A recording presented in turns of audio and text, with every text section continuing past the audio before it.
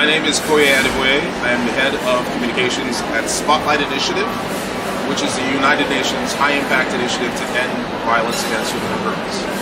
We're here at SVRI in Cape Town this week to really talk to our partners, activists, civil society organizations that we support and are learning from, who are doing important, critical work of saving women's lives, women and girls' lives all around, not just Africa, but around the world. Beautiful. So yesterday we had a conversation around some of the work that you're doing. Do you want to break it down a bit for us from the gender-based perspective and some of the interventions you're doing collectively and internationally? So as everyone hopefully knows, gender-based violence is a very complex issue. But the solutions are actually nothing completely out of this world. We know what works. It needs a comprehensive approach, which focuses on making sure the right laws and policies are in place in countries, making sure that women who are victims or survivors of violence have high-quality access to services and quality services, making sure that we prevent violence against women and girls by working with men and boys and influencers in communities, making sure that we have the data available to know where violence is happening and to whom, and of course making sure that all of this is driven by a well-funded and active civil society movement, women's-led civil society movement in countries. So Spotlight Initiative has run this model in about 26 countries from 2018 to then 2023, just to see. We put a significant amount of resources in countries, bringing this comprehensive approach together. Could we make a difference in the levels of violence against women and girls? And we're here to say that we can, and we can make a big difference. We are on track to prevent 21 million women and girls from experiencing violence by the end of 2025, which is really numbers no one has ever really done before. So we're very proud of that model. We bring the entire UN system together with about 11 different UN agencies working together with governments, civil society, leaders, business influencers to implement the model across the world. 21 million, that's quite an ambitious target. What has been the response so far? Considering it's 2025, that's your target here. And how far are we now from 21 million? What I will say is that 21 million number may seem to be an ambitious target, but it is really just a drop in the bucket of the number of women and girls that are experiencing all sorts of forms of violence. And we really need to do more. This work requires investments and resources, and shouldn't be done on the cheap. It is expensive, but it delivers, I think, the most game-changing results for all the sustainable development goals. Because if a woman or girl can live a life free from violence and can live to her full potential, that has major repercussions for the economy. It helps end poverty. It helps end hunger. It makes sure that everyone has access to quality education.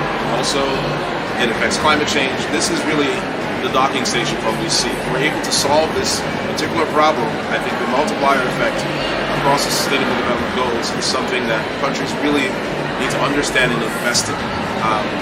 We have a product called the Case to the Imperative to Invest, which was a study that was done with Spotlight Initiative at Dahlberg that really breaks down some of the data and information here that shows sort of the multiplier effect of investing in women and girls to end violence against women. Lovely. Thank you for sharing. As in closing, what wisdom have you accumulated in this journey so far that you can share with our listeners, our readers, and our viewers? As I mentioned two things earlier. One is that we do a lot of work on prevention, and also my job is the head of communications. So I have a double responsibility from my perspective. Part of my job is to make sure that the public, the audience, all of our partners get to see the value and the impact of the resources and our results. So that's everything related to visibility, our social media channels, our events, all of that all fall under me, including our incredible booth that we've gotten set up here at SVRI. But a different part of the job really requires understanding that social media and online platforms themselves are increasingly becoming vectors for where violence is happening.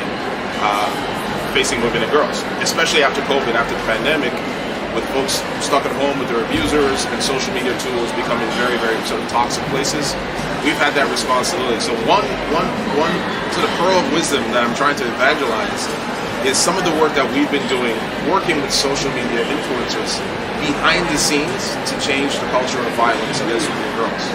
So to anyone who's working in this space, who's working in communication, traditionally the model has been you find some influencer, some celebrity, someone that has some social media following, you give them some messages on ending violence against women and girls because it's important and it's something they should care about and something they should do, and sometimes they do it. They record a video, they record or do some activation, and we put it online, and then we think, okay, that's great, we've made a change. I'm here to tell you today that that's not going to work. What we need to do is keep working behind the scenes with these influencers so that they have a basic understanding of the principles of ending violence against women and girls. Do no harm, language, tone, representation, some of these key principles. And then we have to take a step back and let them create content in their languages with their audiences that ends up being safer. And we have to be okay without taking any credit or attribution from that. So none of our logos, none of our names. Allow the folks who are the ones who are curating culture, let them buy into our issue and into our mandate and let them do their thing. I think it's the best way. I think in the future, same way we take the models of when you want to make an intervention in the community and you identify who the influential people are. Is it the priest in the town? Is it the village chief? And we work with them. In today's world, your social media influencer is the chief of the online platform. So let's keep working with them. Let's learn how to work with them. There are ways to do this. We've done some of this research at Spotlight Initiative. Look it up. It's called the Culture Change Commitment. You can find it on our website, spotlightinitiative.org. Or, look me up on all the platforms. Happy to have any conversation on this with anyone. Thank you.